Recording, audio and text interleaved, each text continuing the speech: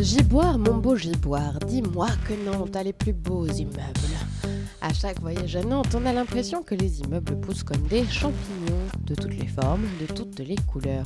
Nantes a bien changé depuis la première fois que M. Camus y a posé le pied. J'ai fait le voyage à Nantes à cloche-pied, puisque je m'étais cassé le pied peu de temps auparavant au sport. Et donc j'ai commencé à déambuler dans Nantes à cloche-pied et j'ai profité du tramway qui était flambant neuf à l'époque. Le tram, ouais, rien de tel pour faire le voyage à Nantes. Et même sans autoroute, une halte au péage s'impose. Au péage sauvage, bien sûr.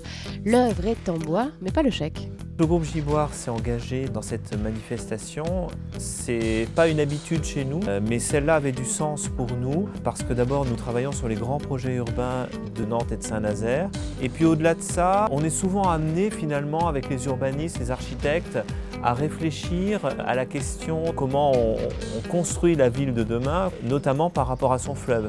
Mais Monsieur Camus, dites-nous, comme ça, au pied levé, sans langue de bois, ce que vous avez pensé en découvrant l'œuvre finale. Le résultat il est exceptionnel. En tant que constructeur, ce qu'on peut apprécier, c'est la qualité de la mise en œuvre du bois. Chaque pièce est une œuvre spécifique. Dans l'architecture, il y a architecture, mais il y a aussi art. Monsieur Camus, si vous n'aviez pas construit des buildings, quel artiste auriez-vous rêvé d'être ?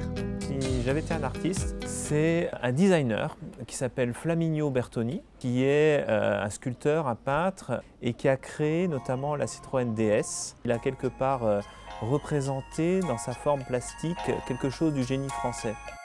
Bon allez, c'est déjà fini, et comme on dit dans le voyage à Nantes, il y a Giboire et à manger.